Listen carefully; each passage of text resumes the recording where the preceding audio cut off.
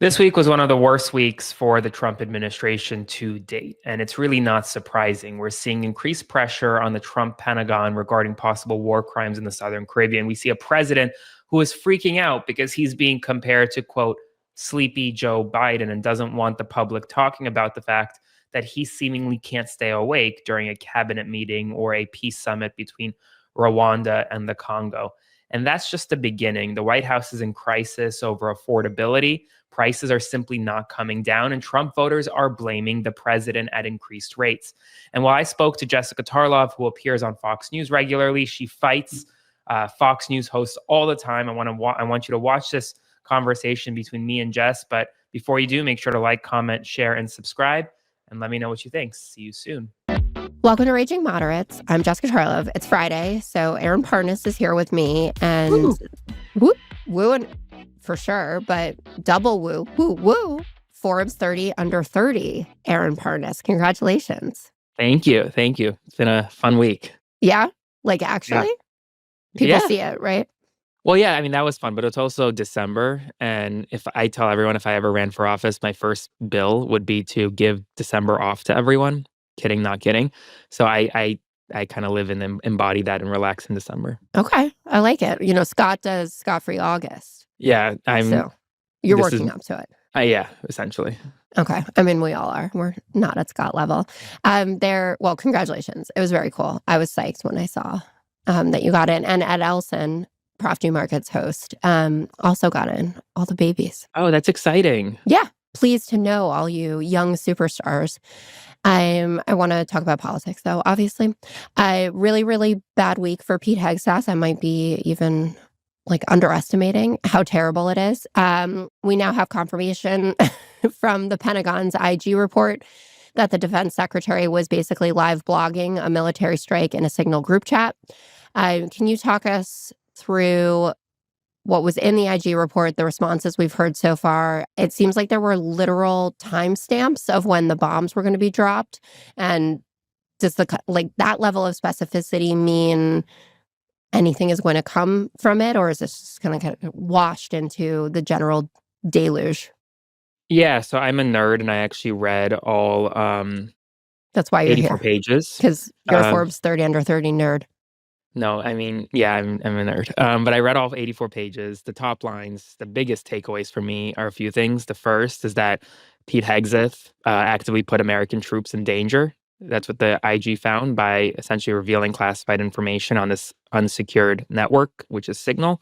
The second top line is that he didn't properly declassify the information as he was sending it.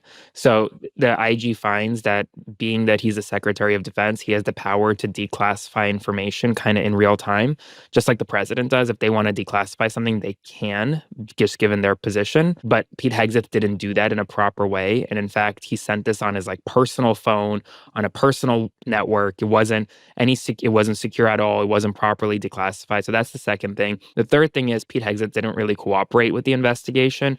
Yes, the Pentagon sent over copies of his phone in terms of the screenshots of the messages and things like that, but he refused to sit down for an interview with the IG. But with all that being said, what kind of frustrated me at the end of this was that the IG's conclusion was just senior Pentagon leaders need more technical training. Okay, I got it. They're old. They need to learn more. But this isn't about technical training. It's military 101. Don't share classified information on unsecured networks. I spoke to Congressman Pat Ryan literally right before we got on this call, and he told me, he was like, well, I was served in the Army as an intelligence officer. If I did what Hegseth did, I'd be serving time behind bars right now. And this double, triple, quadruple standard that we're seeing is just, it's wrong. So.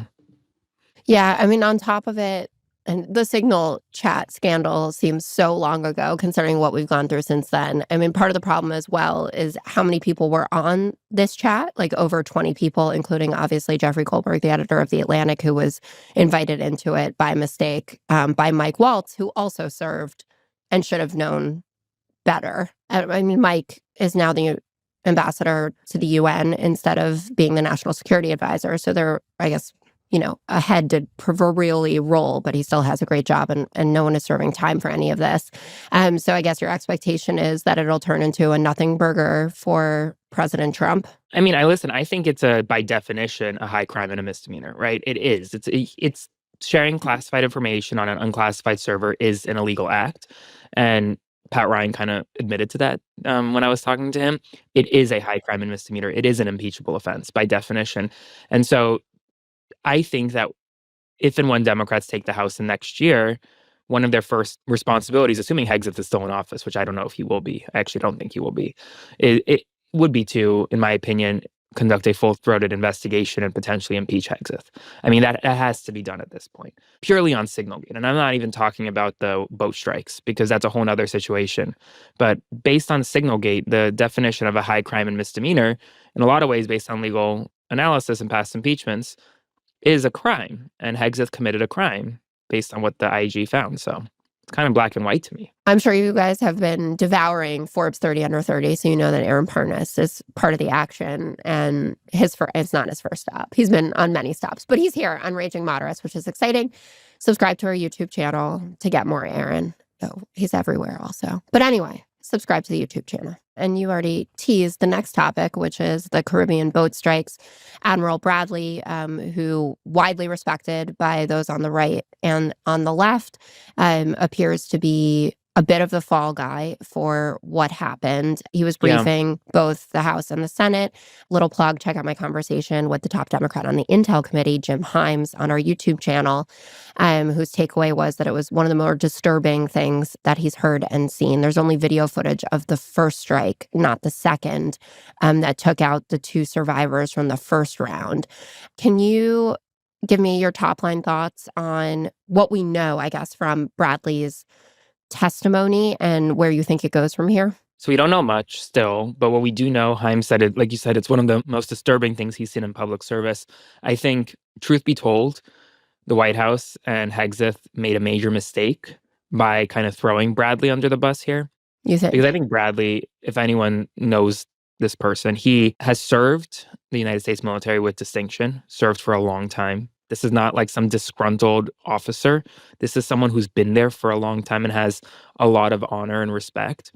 And by throwing him under the bus, they made it all the more likely, in my opinion, that someone in the military is going to, A, leak the video of the boat strikes, B, if and when there is an impeachment inquiry into someone or some type of congressional inquiry, you're going to have people willing to testify against the White House and against Hegseth.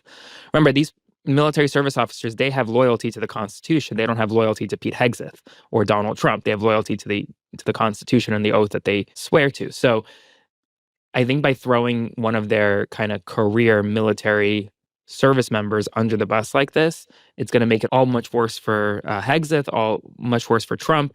And ultimately, I think heads have to roll. I don't know whose, right? I still don't know whether Hegseth gave the order or not.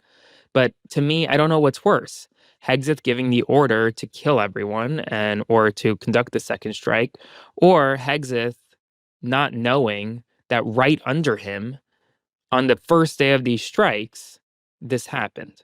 Like, what's worse? You have an absent Secretary of Defense or an intentional, I guess, murder. I don't know. Yeah, I mean, it's been overwhelming, and it feels like there hasn't been a story in a bit where there's so much incoming and there's so many people making comments about it. And I don't mean just like talking heads. I'm talking about like sitting members of Congress and the Senate, like Rand Paul, GOP Congressman Mike Turner was on Morning Joe talking about this. And he said, no matter what it was, like, we don't have capital punishment for what these guys are accused of doing anyway. So it does get into the category of murder. Like, we could just stop there. You don't even have to be talking about whether you thought that they were contacting other members of the cartel, because that's the news story. And NBC was running with it and ABC. And I saw a lot of people on the right, I think maybe even including members of the administration, using Martha Raditz's report to say that they were exonerated by it because the idea was that these two guys who survived the first strike were on the boat and contacting somebody to help them. And so they were saying, oh, here, they were still engaged in the illegal activity. And then Mike Turner just, said, absolutely not. You don't murder people anyway for trafficking cocaine. You put them in prison. Yeah, for sure. I mean, I studied international law. I took multiple classes on the international law of armed conflict. We had situations like this, obviously not exact, but you look through history and there have been similar situations in armed conflict when countries, militaries kill individuals who pose no threat to that country, to that military. And to me, this is a clear-cut example of a situation where you have a shipwrecked boat in the middle of the high seas. I mean, this is not like on the beach, right? This is the middle of the Caribbean, hundreds of thousands of feet of water. Their boat is literally on fire. Who cares if they can get up and call someone? That's not the standard. Whether or not they can, even if they can get up on that boat and call for more cartel members to come and rescue the drugs and rescue them and continue on, even if that were true, which we don't know is true or not, even if that were true, that would still not be enough to justify a second strike. Why? Because in that moment, they did not pose a threat to the United States of America. They were on a shipwrecked boat. And a shipwrecked boat, by definition, under international law, cannot be targeted. And that is exactly what happened here. It doesn't make sense. Like, who cares if they can call for help? Like, with what phone? Honestly, like this boat's on fire. Like it's literally like on fire in the middle of the ocean, and you want them to get up on some smoldering wood because these are like little dinghies and call with what service? I mean, it just doesn't make any sense. No. Well, we'll be watching that one closely. We're going to take a quick break. Stay with us. Welcome back. I want to make sure that we get to some more of the big news from this week. We had a special election on Tuesday that was very closely watched. Tennessee's 7th district. It became a national election, which I think hurt the Democrats a lot there. But it was still a big overperformance, 13 points. Matt Van Epps, who is the new Republican congressman for the district, won a seat that was Trump plus 22 in just 2024. So Democrats are running around touting this as, a harbinger of good things to come and a big win. I was really focused on the primary, the Democratic primary that took place, because there were 3 moderate candidates in that primary. And so they kind of all split the vote. And Afton Bain, who was the candidate, super far left, Democrat, socialist, DSA member, I should say, had bad previous tweets saying like defund the police, et cetera, and never apologized for them, ended up winning because the moderates all split each other. And so she ran away with it. I think we probably could have done even better with one of the more centrist candidates, considering how conservative Tennessee is. What's your read on the special election and what it means for the midterms and beyond? I mean, I think it spells trouble, obviously. And I can give you the generic, like, yes, this is spells trouble. Well, don't. I didn't invite you here for generic. Well, yeah, I mean, obviously 30 under 30, Aaron Parnas. It shifts to the left. The district shifted 10 points, blah, blah, blah. Heard it all, right? My question, and I want to ask you, and I want to put you on the spot a little bit here, because this is raging moderates. Do you think a moderate would have done better? I mean, like, do I you just think said that, yeah. Don't you? right? Like, yeah.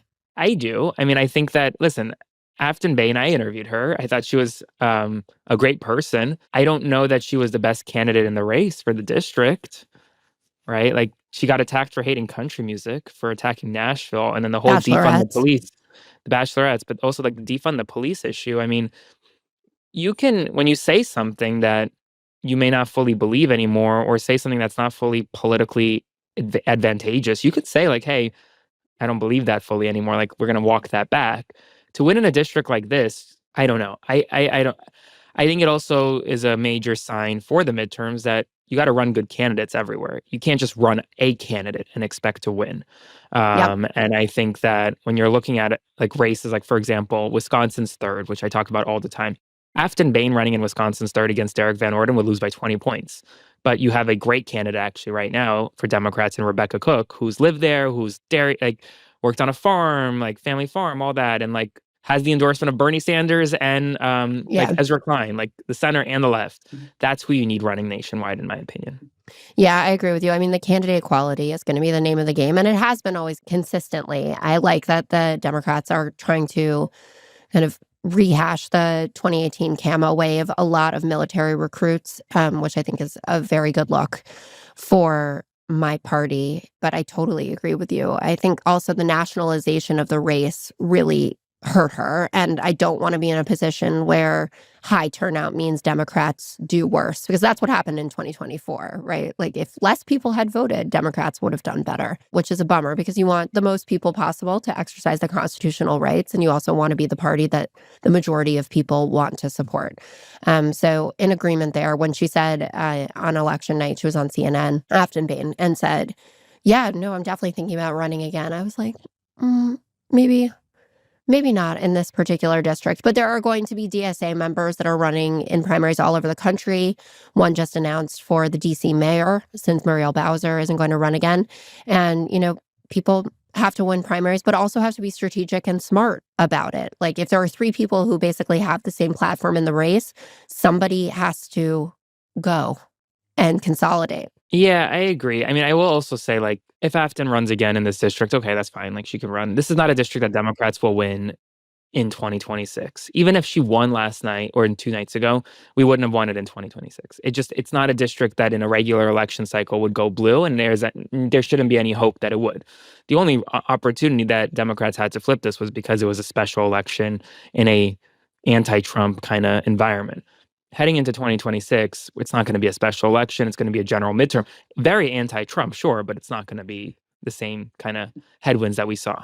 One of the major headwinds that's been working against the Republican Party is obviously this dismissal of the quote-unquote affordability issue. I don't know why Donald Trump keeps running into this wall saying that affordability isn't real, but a big part of that is obviously healthcare. We'll see what happens with the ACA subsidies vote, but I saw that just this morning, Mike Johnson has said that the Republicans are going to put up their own healthcare bill and get a vote on it by the end of the year. A, do you believe him? And B, what do you think a Republican healthcare bill that could actually get support looks like? I don't know, because I don't think he even knows. Like, I think if you asked him today, give me an example of like some part of this bill, he won't give you an answer because he doesn't even know. I mean, do I believe him that there could be a text of a bill ready for a vote next week? Sure. There could be a text that ChatGPT can write it today, plug it in, say Republican healthcare bill, and pump something out. But the party doesn't know where it's at in terms of healthcare. Trump wants Obamacare light, as some in the Republican caucus have called it. So like, I don't know. I think the only way healthcare is saved, in my opinion, is if Trump wakes up one day and is like, you know what? I need the House in 2026. Healthcare is going to be on the ballot. Let me just put pressure on Republicans and say, you know what, screw it. Like, you have to do this. And if you don't do it, I'm going to go to the Democrats and get it done with them. But I don't see that happening either. So nothing. I harp on this perhaps too much, but it is a frustration of mine that it feels like on healthcare that Democrats tend to defend the status quo, which is still better than what Republicans would offer, but still not good enough. And I'm curious if A, you agree with me on that, and B, if you think that you've heard this, I'm sure, like strong floor, no ceiling, that yeah, Hakeem Jeffrey is using and Dems are talking about, which I think makes sense. Like we need a social safety net, but also we want to make sure that you can have the best possible life. And if you want to earn a lot of money, that's your prerogative, and we're going to be supportive. If you think that that's going to work for us, I guess, going forward into the midterms. could. Oh, I don't know. okay. I mean, it could. I'm not like, I don't know. How do you think the honestly, midterms are going to go? Because you do not seem that positive right now. so if the midterms were held today, Democrats would win 250, 260 seats in the House. Like, it would be a monstrous win for Democrats. But we have 11 months to go. And ultimately, the way I believe elections go is the way the economy goes. And if prices somehow start falling, and if the Supreme Court says, you know what, screw you, Trump, you can't do these tariffs, and he has to roll back the tariffs, and now he says, well, look, prices are down again, and the market's good, and the job market somehow recovers, I don't know where we're going to be in 11 months, and I don't know what the midterms will look like then. So I think it's definitely not in the bag for Democrats. Do I think the Democrats will win the House? Yes. The question is by how much. That's kind of where I'm at. Okay, that seems reasonable. I felt for a couple days like Democrats could win the Senate too, actually, but I'm back on that right People now. keep But telling me that, and like they get mad at me when I say I don't think they're gonna win the Senate, and I'm like, but look at the map. Like we have no, the map's really hard. But I do think, to your point about candidate quality, and obviously there are a few primaries that we don't know how that's going to shake out, but I feel good about the quality of candidates that are in the tough races. I mean, it's about let's see who comes out of these primaries and go from there. Fair. All right. Well, we have many Fridays to go before that. I want to ask you about all the pardons. Trump has been on a spree of pardons and commutations. Some of them just seem like normal cronyism or whatever, like the private equity guy who defrauded 1.6 billion from like farmers and veterans and teachers and things like that. You have the former Honduran president who trafficked enough cocaine into the United States to kill millions of people, which I guess Trump doesn't care about when someone Roger Stone likes does it. Henry Cuellar stuck out to me, the Democratic congressman. What did you think about that? Did it surprise you? And why do you think all of this is happening right now? It's surprising because I didn't think he had to do it. I mean, if anyone knew the facts of Henry Cuellar's case, I actually, based on what I read and what a lot of legal experts have been saying, I think the judge was going to throw out the charges in April when the motion to dismiss hearing. Like, I thought that the case was a little shaky on legal Hakeem grounds. Jeffries said that too. He said that he thought that it was thin. Yeah, and most legal experts thought it was thin, and I didn't think Trump had to do this, but this was part of me was like, is this Trump's like way of saying, well, I pardon Democrats and Republicans? Is Bob Menendez next? Maybe, who knows? Oh. He could be next, but I think the one that really shocked me out of all of the pardons, forget it was like some kind of live entertainment dude, The guy who they prosecuted just in yeah, July. Yeah. correct, that one. They indicted him in July, and now they pardon him in December. That makes no sense to me. Like, this is your own DOJ. Why indict him if you're going to go ahead and pardon him? Well, I mean, Emile Bove was the one who started the prosecution of the former president of Honduras. You're probably not going to be interested in this, but are you following the Olivia Nuzzi, Ryan Lizza stuff? I watched the Bulwark interview. Me too. I thought Tim handled the crying super well.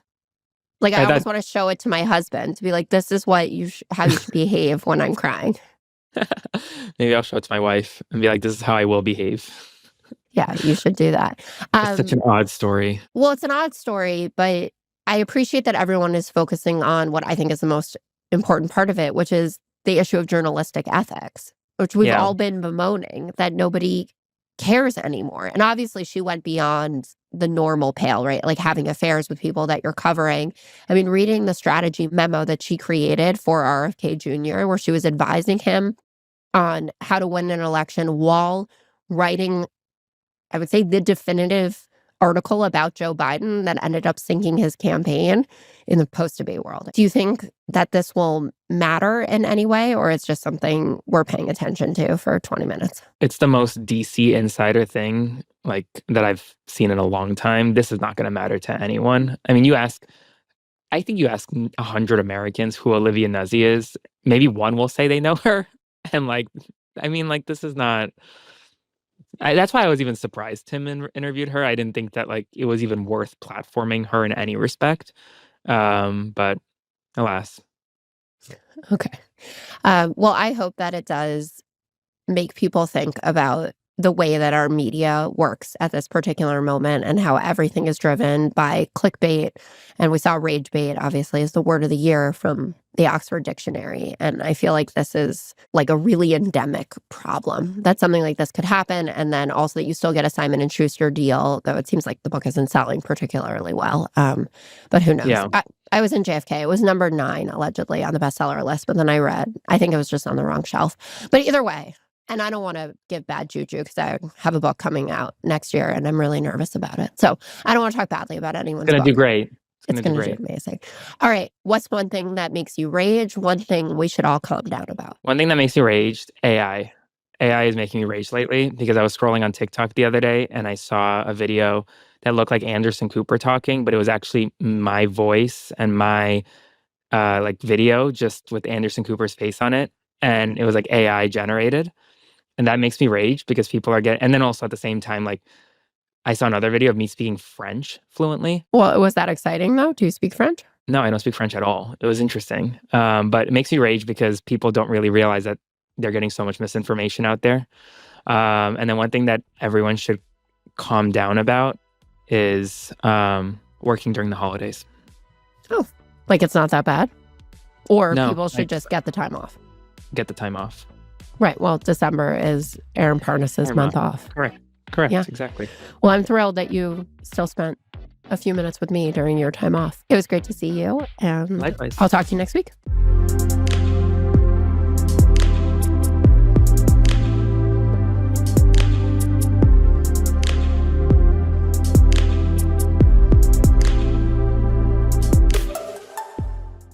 Hey folks, Aaron Parnas here. Thank you so much for watching The Parnas Perspective. Please consider subscribing to support our work as we grow this independent news media entity into something that rivals mainstream every single day. Thanks so much, and I'll see you soon.